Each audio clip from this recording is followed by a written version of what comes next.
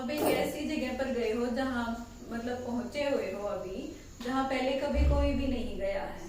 ठीक है, बिल्कुल सब कुछ आपको नया दिखता है, एक भी चीज आपको ऐसी नहीं दिख रही जो पहले से आपने देखी हुई हो। अब ऐसी जगह जाने का मन किया होगा आपको, हाँ चलो चलते हैं, गए आप वहां पे। ठीक है, जाने के बाद आपको वहां से जो कुछ भी मिलता है आप अपने साथ समेट लेते हो। आपको पता नहीं है वो क्या है, अच्छा है बुरा है, कहाँ यूज करना है, कैसा है, क्योंकि पहले कभी देखा ही नहीं हुआ है ना। तो आप क्या कर रहे हो, बस एक बार आप उसको इकट्ठा कर ले रहे हो कि हाँ मैं ले लेता हूँ, बाद में देखूंगा इसका ये है क्या, करना क्या है। ठीक है, ऐसे ही हुआ जब हमने इंसान ने अर्थ के ऊपर अपना थोड़ी सी समझ बनाने की कोशिश करी, तो वहां पे उसको कुछ मटेरियल्स मिले। ठीक है, कुछ चीजें मिली, जो चीजें उसने उठा के रख ली, एलिमेंट्स जिनको बोलते हैं हम, अलग अलग टाइप के एलिमेंट्स वो इकट्ठे करते गया। ठीक है, और उसके पास ढेरों टाइप के एलिमेंट इकट्ठे हो गए। अब मान लो आप जो वो सामान उठा के लेकर आए हो, ये जो यहाँ से मिला था, उसको आप यूज करोगे, उसको समझने की कोशिश करोगे कि किस कंडीशन में कहाँ पर मैं इसको यूज कर सकता हूँ। आजकल तो आपको पता है कि बर्तन मेरे स्टील के या उसके होने चाहिए, लकड़ी मेरी कहाँ काम आएगी, है ना, सब कुछ पता है। गहने किस चीज के बनेंगे, या फिर कोई गाड़ी बनानी है या टायर बनाना है। पर जब पहले सबसे पहले हमें ये चीजें बनानी थी तब थोड़ी पता था हमें, तो हमने पहले धीरे धीरे उन चीजों को समझना स्टार्ट किया। ठीक है, तो हमने मोटे तौर पर उनकी जो प्रॉपर्टीज थी, उनके जो गुण दिख रहे थे, उनके हिसाब से हमने जितने भी अर्थ पर एलिमेंट्स मिले उनको हमने डिवाइड कर लिया मेटल्स एंड नॉन मेटल्स में। ठीक है, नमस्ते, मेरा नाम है मनीषा और आज मैं आपको मेटल्स एंड नॉन मेटल्स के बारे में बताऊंगी कि ये क्या होते हैं, इनकी फिजिकल प्रॉपर्टीज क्या है। ठीक है, और साथ में आज मैं आपको इनके यूजेस भी बता दूंगी। आपको सारा का सारा मटेरियल सब कुछ लिखा हुआ आपकी बुक्स के अंदर मिल जाएगा। मैं यहाँ पर सिर्फ आपकी एक समझ बनाने के लिए समझाऊंगी कि हाँ आपको बेसिक आइडिया हो कि मैं किस बारे में पढ़ रहा हूँ। अगर बिना बेसिक आइडिया के अगर आप सीधा बुक रीड करने लग जाते हो, पढ़ने लग जाते हो, तो आधी चीजें आपके ऊपर से ही चली जाती हैं। फिर क्या करते हो, उसको रटना स्टार्ट कर देते हो और रट रट के पास होने तक पहुंच जाते हो, है ना। पर मेन पर्पस जिसके लिए हम पढ़ाई कर रहे हैं, जो चीजें हमें आसपास से सीखनी चाहिए, वो तो हम सीख ही नहीं पाते। तो इस वजह से मैंने ये डिसाइड किया कि मैं आपको एक बेसिक आइडिया तैयार करके दे दूं। इस चैप्टर को जब आप पढ़ने लगोगे तो आपको इनके बारे में आइडिया हो कि मेटल्स क्या है, नॉन मेटल्स क्या है, उनकी प्रॉपर्टीज क्या है, इन चीजों को क्या क्या बोलते हैं, इसमें क्या क्या होता है। ठीक है, बाकी आपको डिटेल में सारी चीजें पढ़नी है आपकी बुक से। ठीक है, वो आपको कोई नहीं समझा सकता, कोई ऐसे बोल के याद नहीं करवा सकता, समझ बनाने का काम आपका यहाँ होगा। तो देखिए, आइए, मेटल्स हैं और नॉन मेटल्स हैं। अब देखो, जो दो टाइप के एलिमेंट अलग अलग किए हैं, जो दो ढेर बनाए हैं, उनके नाम रखे हुए हैं। एक ढेर का नाम रख दिया मेटल, एक का रख दिया नॉन मेटल। ठीक है, सीधी सी बात है। अगर अलग अलग किए हैं तो कोई तो बेस बनाया होगा, किसी आधार पर तो उनको अलग किया गया होगा कि ये दोनों एक जैसे नहीं है, ये इस ढेर में जाएगा, ये इसमें जाएगा। तो वो बेस क्या था, किस चीज को सोच के दिमाग में रख के हमने उनको अलग अलग ढेर में रखा। ठीक है, तो अब वो जो बेस था वो है ये फिजिकल प्रॉपर्टीज। ठीक है, अब मैं आपको ये समझाऊंगी कि ये दोनों जो ढेर हैं उनको बनाने के लिए मेटल्स हैं, क्यों मेटल कहा गया, क्यों नॉन मेटल कहा गया और क्यों इनको प्रॉपर्टीज को कंसीडर किया गया। ठीक है, देखिए मेटल्स क्या होती हैं। एक बार के लिए आपने अगर थोड़ा बहुत आइडिया आपको हो तो एटम का एक स्ट्रक्चर होता है, उसके अंदर आयंस होते हैं। और अगर नहीं है आपको अभी आइडिया तो आगे जाके आपके नेक्स्ट उसमें आ जाएगा एटॉमिक स्ट्रक्चर के लिए। ठीक है, तो उसके हिसाब से हमारे पास एक चीज होती है आयन, वो मैं आपको समझाऊंगी नहीं, यहाँ पर सिर्फ आपको इसकी डेफिनेशन में उसका यूज हुआ है, इसलिए मैं आपको बताऊंगी थोड़ा सा कि मेटल्स वो होते हैं जो किसी अदर पार्ट में अपना एक इलेक्ट्रॉन छोड़ देती हैं। एक इलेक्ट्रॉन को छोड़कर अगर वो पॉजिटिव आयन बनाती हैं तो वो मेटल्स कहलाती हैं। एक इलेक्ट्रॉन को लूज करके अगर पॉजिटिव आयन बना रहे हैं तो वो मेटल्स हैं। ठीक है।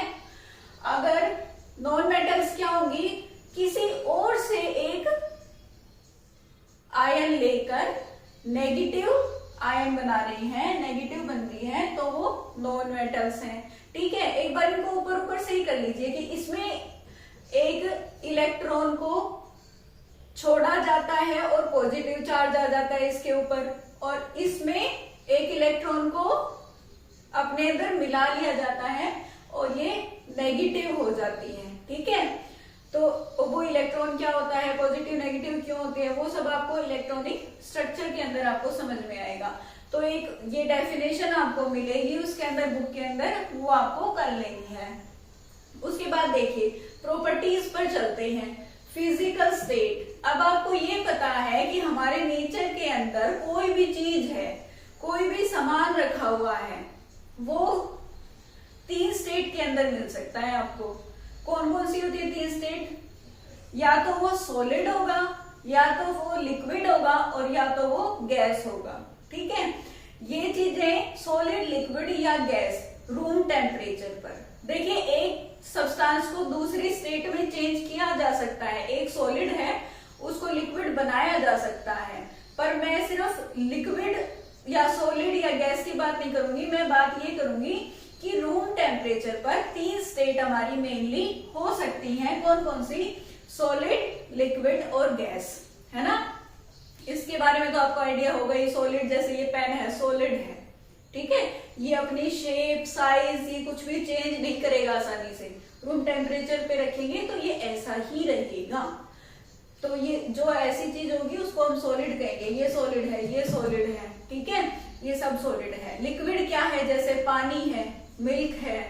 ठीक है। वाटर हो गया, मिल्क हो गया, या फिर और कोई सब्सटेंस आप ले सकते हैं, जूस हो गया। ठीक है। तो ये सब क्या है? लिक्विड है, जो रूम टेम्परेचर पर लिक्विड रहते हैं। ठीक है। लिक्विड की हमें प्रॉपर्टी पता है कि अगर उसको जिस भी शेप में ट्रांसफर करेंगे वही शेप उसकी बन जाएगी। ग्लास में डाला, ग्लास जैसा हो गया, और खुले बर्तन में, प्लेट में डाला, प्लेट जैसा हो गया, है ना। तो लिक्विड आप समझते हो। उसके बाद है गैस। गैस का सबसे अच्छा एग्जाम्पल है ऑक्सीजन हो गया, जो हम सांस लेते हैं। ऑक्सीजन लेते हैं ना हम अपने अंदर। ऑक्सीजन का करते हैं अपना वो इंस्पिरेशन, इनहेलेशन और एक्सहेलेशन, है ना। सांस को लेना और छोड़ना। और अपने एनवायरनमेंट के अंदर बहुत सारी गैसेस का मिक्सचर है ना। कौन सी है? नाइट्रोजन है सबसे ज्यादा, और ऑक्सीजन है, और बाकी कार्बन डाइऑक्साइड, मोनोऑक्साइड वगैरह थोड़ी थोड़ी गैसेस और भी हैं। तो ये सारी गैसेस हैं। ठीक है। तो ये 3 स्टेज आपकी होती हैं। अब हमें देखना ये है कि मेटल्स हमारी सॉलिड, लिक्विड या गैस क्या होती हैं। तो देखिए मेटल्स हमारी, एक रफ एस्टिमेट दे देती हूँ मैं आपको, कि जब भी मेटल्स का नाम आए ना, आपने अपने माइंड में एक चीज इमेजिन कर लो कि जैसे मेटल क्या है, या तो लोहे को इमेजिन कर लो, या फिर सोना, चांदी, ऐसी चीजें हैं, ये मेटल्स हैं। इनको आप इमेजिन कर लो। अब देखिए मेटल्स हैं, कौन से स्टेट में आए? लोहा, सोना, चांदी। कौन सी स्टेट बनी? लिक्विड बनी या गैस बनी? सोना चांदी ना लिक्विड में देखा, ना गैस में देखा, सॉलिड में देखा है ना। तो यहाँ पे क्या आ जाएगा? इसकी सॉलिड स्टेट होती है। कौन सी? सॉलिड। फिर देखिए एक इसके अंदर एक चीज ऐसी है, मर्क्यूरी। मर्क्यूरी जो है, मर्क्यूरी पारा, आपने देखा होगा जो थर्मामीटर आता है बुखार चेक करने वाला, उसमें एक बिल्कुल चमकदार सी बोल होती है, वो मर्क्यूरी की होती है, पारा की होती है ना। तो वो जो है वो वैसे तो मेटल्स में आता है, पर वो लिक्विड स्टेट में होता है, सॉलिड में नहीं होता है। ठीक है। तो ये एक्सेप्शन कहीं कहीं आपको मिलेंगे आगे भी प्रॉपर्टीज में। ये आपको याद रखना है। डायरेक्ट पेपर में वो आपसे पूछेगा कि इनमें से कौन सा सॉलिड स्टेट में नहीं होता या लिक्विड स्टेट में नहीं होता। ठीक है। तो ये आपको माइंड में रखना है कि मुझे कौन सा वाला किस में रखना है। ठीक है। तो फिजिकल स्टेट में मेटल्स की कौन सी स्टेट आएगी? Solid state. और इसका एक्सेप्शन क्या है? मरक्यूरी, पारा। ये सॉलिड में नहीं होता, मेटल तो है पर सॉलिड में नहीं होता। तो नॉन मेटल्स क्या होती हैं? नॉन मेटल्स का अगर माइंड में बनाना हो तो क्या बनाओगे? लकड़ी बना लो, वुड, या फिर क्या बनाओगे? कोई गैस बना लो, ठीक है? ऑक्सीजन हो गया, नाइट्रोजन हो गया, ये क्या है? नॉन मेटल्स हैं। तो ये कौन सी स्टेट में होती हैं? ये होगी या तो आपकी सॉलिड में मिल जाएंगी और या फिर गैस में, ठीक है? सॉलिड भी हो सकती है और गैस भी हो सकती है, ठीक है? ये आपके हो गए नॉन मेटल्स के। अब देखिए लश्चर क्या होता है? लश्चर होती है एक शाइनी, चमकदार कोई अपीयरेंस आना। आप तक अगर कोई चमक आ रही है तो उसको हम कहेंगे लश्चर। अब आप बताई दोगे कि गोल्ड में लश्चर होता है, चमक होती है, सोने में चमकता है सोना? धूप में रख दो या वैसे रखोगे, हाँ चमकेगा। तो वो सोना या जो भी हमने इमेज बनाई थी मेटल की थी, तो मेटल में लश्चर होता है, ठीक है? मेटल में लश्चर होता है, ठीक है? और नॉन मेटल्स में नहीं होता है। अब कोई हमारे पास कोई वो है एक्सेप्शन इस चीज का? हाँ, एक्सेप्शन भी है। अब देखिए चमक किस में नहीं होती, और जो मेटल भी है, मेटल है पर जिसमें चमक नहीं होती है, कुछ ऐसा? हाँ है। यहाँ पे आपके 3 एलिमेंट्स हैं, देखिए यहाँ पे है सोडियम, पोटेशियम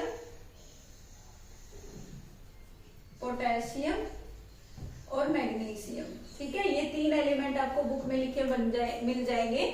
इसके अंदर चमक नहीं होती है, ठीक है? तो ये आपसे पेपर में पूछा जाएगा, ध्यान से जवाब देना है, ठीक है? उसके बाद इनमें चमक होती है, नॉन मेटल्स में नहीं होती। पर हीरा होता है ना, जो डायमंड क्या होता है? चमकता है, और वो वैसे नॉन मेटल में आता है। तो ये याद रखना कि डायमंड जो है हमारा नॉन मेटल है, ठीक है? ध्यान रखना। और इसमें लश्चर होता है, डायमंड इसका क्या हो गया? डायमंड इसका एक्सेप्शन हो गया, ठीक है? उसके बाद आते हैं मेलिएबिलिटी। अब मेलिएबिलिटी क्या होती है?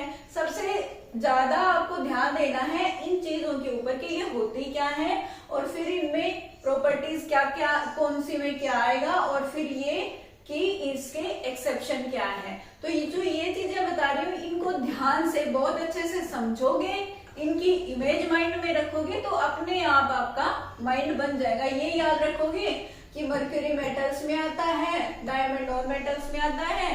तो ये चीजें भी आप में एक बेसिक अंडरस्टैंडिंग बनाएगी। नहीं तो अगर सिर्फ बुक से पढ़ोगे तो यहाँ पे अटक जाओगे कि ये क्या हो गया, या फिर ये क्या होते हैं। वो लिखा मिलेगा इसमें ये होता है, इसमें ये नहीं होता, इसमें ये होता है, आप समझ नहीं पाओगे ये चीजें हैं क्या, है ना? तो देखिए physical state, solid, liquid, gas, lustre, चमक, ठीक है, शाइनी। और उसके बाद आ गया मेलिएबिलिटी। मेलिएबिलिटी क्या है? देखिए आपके पास एक क्यूब शेप में कोई लोहे का या सोने का या चांदी का कोई टुकड़ा है, उसके आप ऊपर हथौड़ा मारते हैं तो क्या होगा? उसके टुकड़े टुकड़े हो जाएंगे, है ना? नहीं होंगे। क्या होगा? वो फैल जाएगा, स्प्रेड हो जाएगा, उसकी एक पतली शीट बन जाएगी। आपने एक एक्सपेरिमेंट जरूर किया होगा, आपने या फिर आपके किसी फ्रेंड ने, कि रेलवे लाइन के ऊपर कॉइन रख देते हैं, सिक्का रख देते हैं कि ट्रेन जाएगी, इसके ऊपर से और ये बड़ा हो जाएगा, लंबा हो जाएगा, है ना? वो वाली जो प्रॉपर्टी है ना, उसको क्या कहते हैं? मेलिएबिलिटी। कि उसके ऊपर प्रेशर डाला तो वो स्प्रेड हो गया, टूटा नहीं है। तो ये मेलिएबिलिटी है, किसके केस में होगी? मेटल्स के केस में अप्लाई होगी, है ना? मेटल्स में मेलिएबिलिटी होती है, तभी तो हम उसको कोई भी शेप दे पाते हैं, तभी तो हम उसके कोई ऑर्नामेंट, कोई गहने, कोई ज्वेलरी बना पाते हैं। अगर मेलिएबिलिटी ना हो तो नहीं बन पाएगा। इसके एक्सेप्शन वही वाले जो यहाँ थे, ठीक है? और इनमें मेलिएबिलिटी होती है?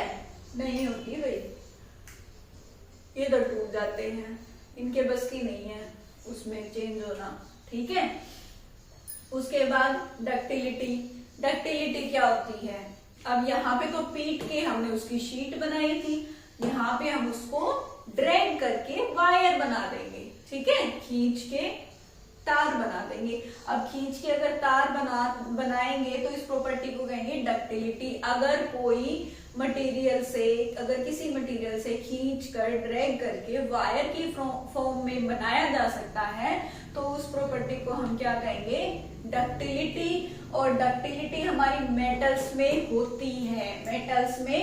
होती है, देखिए जो सोना है गोल्ड, वो गोल्ड और सिल्वर चांदी सबसे ज्यादा डक्टाइल भी होते हैं, मेलिएबल भी होते हैं, और ये तीनों प्रॉपर्टी गोल्ड का सिंबल होता है AU और सिल्वर का AG, तो इन दोनों के अंदर ये तीनों प्रॉपर्टी सबसे ज्यादा होती है। ये क्वेश्चन भी आपसे पूछ सकते हैं, ठीक है। तो आपको क्या जवाब देना है कि अगर सबसे ज्यादा इनमें से कोई भी प्रॉपर्टी पूछ ले कि सबसे ज्यादा इनमें से मेलिएबल कौन सा है या डक्टाइल कौन सा है या कंडक्टिविटी किसकी ज्यादा है, तो आप AU एंड AG दोनों का देंगे। AU क्या है, गोल्ड और AG क्या है, सिल्वर, ठीक है। अब देखिए तो डक्टिलिटी की बात चल रही थी, तो सबसे ज्यादा तो इसके वायर बनते हैं, सबसे ज्यादा प्रॉपर्टी इस चीज की होती है, सबसे ज्यादा लंबा तार इनसे खींचा जा सकता है। पर हम सोने या चांदी के वायर थोड़ी बना सकते हैं इलेक्ट्रिसिटी के, भाई इतना पैसा कौन लगाएगा, हमारे मोदी जी थोड़ी ना देंगे, ठीक है। तो हम तो क्या करते हैं, कॉपर या एल्यूमिनियम के वायर यूज करते हैं। कॉपर या एल्यूमिनियम के वायर किसके हैं, मेटल्स के हैं, ठीक है, जिनसे हमारा इन चीजों वाला काम चल जाता है। इस जो हम बिजली के तार लेते हैं वो कॉपर या फिर एल्यूमिनियम की वायर्स होती हैं, मेटल्स हैं कॉपर एंड एल्यूमिनियम, जिसके अंदर कंडक्टिविटी की प्रॉपर्टी अच्छी खासी होती है, जिससे हमारा काम अच्छे से चल जाता है, ठीक है। तो कंडक्टिविटी इसके अंदर होती है। बस इसमें एक लेड है, LEAD, लेड, जिसका सिंबल है PB, प्लम्बस भी बोलते हैं इसको, लेड। इसके अंदर ये कंडक्टिविटी बहुत कम होती है, ना के बराबर होती है। ये इसका एक्सेप्शन हो गया, बुक में मिल जाएगा, याद कर लेना। और आपका कंडक्टिविटी नॉन मेटल्स में नहीं होती। लकड़ी से कभी आप तार का यूज ले सकते हो कि एक छोटी सी लकड़ी ले ली और उसको सॉकेट में लगा दिया और किसी इंस्ट्रूमेंट में लगा दिया कि हाँ करंट यहाँ से आ जाएगा, नहीं आएगा, ठीक है। तो यहाँ पर नहीं होता। अब हार्डनेस और ब्रिटलनेस, देखो हार्डनेस समझते हो क्या है, मजबूती, ठीक है, कितनी हार्ड है, मजबूत है, जिसके पार्टिकल्स एक दूसरे से ज्यादा बॉन्ड के साथ चिपके हुए होते हैं, वो है हार्डनेस, ठीक है, वो क्या है, हार्डनेस। तो हार्डनेस सबसे ज्यादा किस में होगी, उसको तोड़ने की कोशिश करोगे तो ज्यादा आपको एफर्ट्स लगाने पड़ेंगे, जोर ज्यादा लगाना पड़ेगा, ठीक है, तो वो हार्डनेस होती है। तो आप देखिए लोहे की लकड़ी है, लोहे की कोई छड़ है, ठीक है, एक स्टिक है, तो उसको तोड़ने में आपको ज्यादा लगेगा ना, तो ये इसकी हार्डनेस इसमें हाई होती है, ठीक है, वो ज्यादा हार्डनेस होती है, और इसमें लो होती है, इसको हम आराम से तोड़ सकते हैं, ठीक है। बस इसमें कौन सा, डायमंड जो है वो एक एक्सेप्शन आ गया, हार्ड, क्योंकि डायमंड तो सबसे ज्यादा हार्ड होता है, ठीक है। अब ये चीज क्या होती है, ब्रिटलनेस। देखो चाय पीते हो कभी, कप के अंदर दूध या चाय डाल के पिए हैं, उसको कितना धीरे एकदम अच्छे बच्चे बन के सलीके से नीचे रखते हो, है ना, या जहां भी रखना है बहुत सलीके से रखते हो, क्यों, टूट गया तो चप्पल आएगी उड़ती हुई, है ना, होता है ना। और अगर गिलास हो तो गिलास को तो क्या पता फेंक के भी मार देते होगे, है ना, करते हो ना ऐसा, क्यों, क्योंकि गिलास में ब्रिटलनेस नहीं है, जो चाय का कप है उसमें ब्रिटलनेस है, वो आपको पिटवा सकता है, वो टूट जाएगा। तो जो चीज आसानी से टूट जाती है उसको कहते हैं कि वो बहुत ज्यादा ब्रिटल है, ठीक है। तो ये ब्रिटलनेस है, ये मेटल्स में लो होती है और इसमें हाई होती है, ठीक है। इसमें एग्जाम्पल एक्सेप्शन के यही वाले हैं, sodium and potassium. Sodium and potassium क्या होते हैं, बहुत ज्यादा ब्रिटल होते हैं, तो ये इसके एक्सेप्शन बन जाएंगे, ठीक है। उसके बाद आता है आपका मेल्टिंग एंड बॉइलिंग पॉइंट। अब मेल्टिंग एंड बॉइलिंग पॉइंट क्या होते हैं?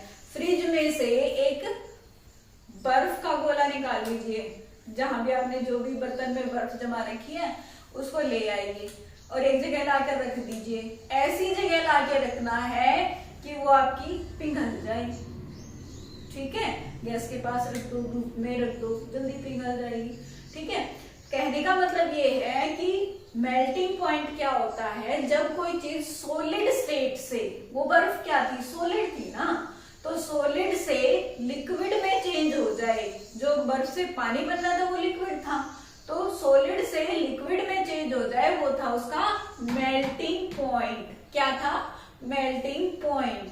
ठीक है, या फिर आप बटर ले लो या घी ले लो, उसको गैस के ऊपर, जैसे वो सॉलिड है, घी जमा हुआ है या फिर कोकोनट ऑयल है, गोले का तेल आजकल सर्दियों में बहुत जल्दी जम जाता है, तो आपको वो लेना है और उसको एक बर्तन में डाल के गैस पर रख देना है, तो वो लिक्विड में चेंज हो जाएगा। होता है ना, करते हो ऐसे कि लगाना है, चेपना है बढ़िया सा, तो उसको क्या करते हो? पहले मेल्ट करवाते हो, उसका टेम्परेचर चेंज करते हो। वो चीज क्या है आपकी, कि जिस टेम्परेचर पर कोई चीज सॉलिड से लिक्विड के अंदर चेंज होने लग जाए, तो वो टेम्परेचर उसका मेल्टिंग पॉइंट है। ठीक है, अब ये बॉइलिंग पॉइंट क्या है? अब आपने लिक्विड तो बना ही लिया है, लिक्विड बना लिया, थोड़ा और ज्यादा गर्म करोगे ना तो वो स्टीम बन जाएगा, भाप बन के उड़ने लग जाएगा।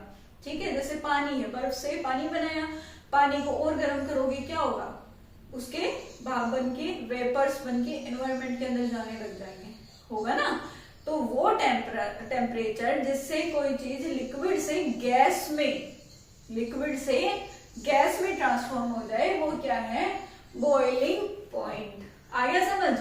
तो मेल्टिंग एंड बॉइलिंग पॉइंट इनका मेटल्स का हाई होता है। क्या होता है? हाई, और इनका लो। ठीक है, मेल्टिंग एंड बॉइलिंग पॉइंट इनका हाई होगा, ज्यादा टेम्परेचर लेंगे ये, और ये इनका लो होगा, ये कम लेंगे। और इसके एक्सेप्शन भी आपको यही वाले आएंगे और इसका डायमंड आएगा। ठीक है, तो ये जो एक्सेप्शन वाली चीजें हैं ये अच्छे से समझनी है। Melting and boiling point. एक चीज और बताओ, एक चीज होती है सब्लिमेशन, जिसमें एक चीज, कोई भी मटेरियल है वो सॉलिड से सीधा गैस में कन्वर्ट हो जाए। भाई हम वैसे तो देखेंगे तो सॉलिड से पहले लिक्विड में जाएगा, लिक्विड से फिर गैस में जाएगा, है ना।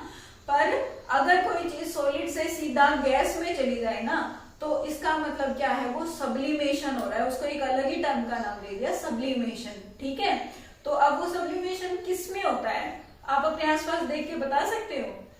घर में रोज सुबह शाम पूजा पाठ होती है, कपूर यूज होता है जिसमें, वो कपूर क्या है?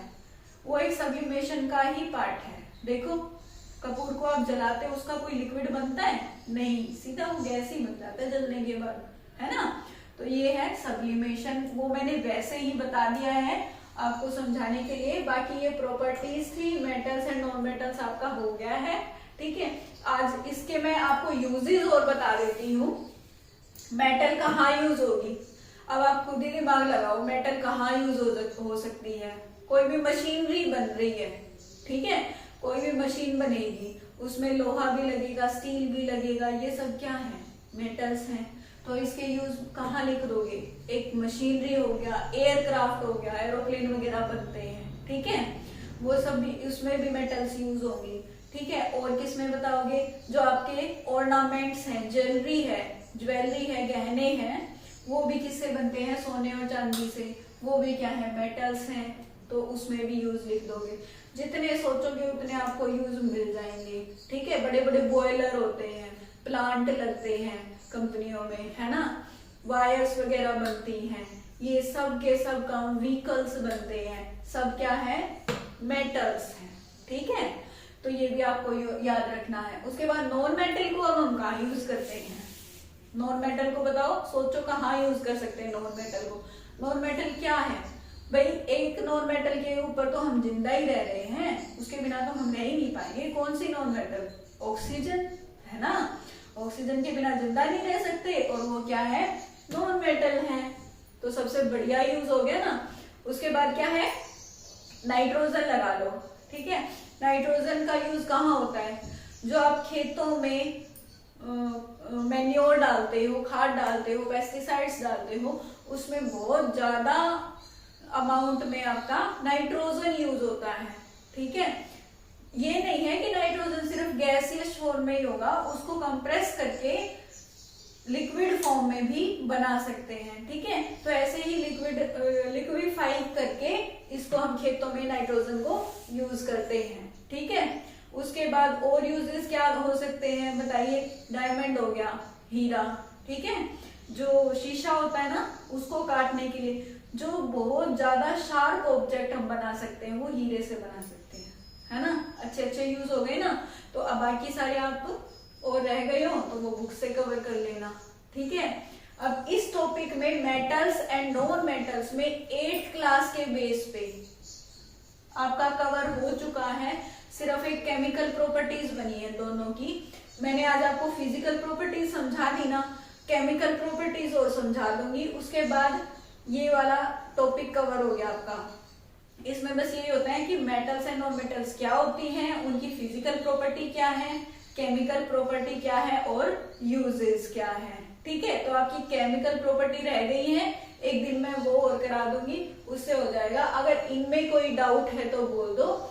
इसमें देखो फिजिकल प्रॉपर्टी कौन कौन सी है, सॉलिड लिक्विड गैस वाला, लश्चर, चमक, शाइनी सरफेस, मैल्यूबिलिटी, जिसको पीट के उसको आप क्या बना सकते हो, उसकी शीट बना सकते हो, डक्टिलिटी, ड्रॉ करके खींच कर वायर बना सकते हो, कंडक्टिविटी कि आप उसमें से इलेक्ट्रिसिटी पास करवा सकते हो, हार्डनेस मजबूत कितना है, ब्रिटलनेस कि वो कितना फ्रेजाइल है, कितना जल्दी वो टूट सकता है, मेल्टिंग और बॉइलिंग पॉइंट हो गई कि वो कितने पे पिघलता है। मेल्ट होना पिघलता है, पिघलना ही तो होता है, चॉकलेट खाते हो मेल्ट हो जाती है, पिघल जाती है, मेल्टिंग। बॉइलिंग उबल जाना। ठीक है, जहां पर वो लिक्विड से गैस में चेंज हो जाए। ठीक है, एक्सेप्शन अच्छे से याद रखना। और ये आपका टॉपिक पूरा हो गया। इसमें अगर कुछ हो तो बता देना, कमेंट कर देना। बाकी ऑल द बेस्ट।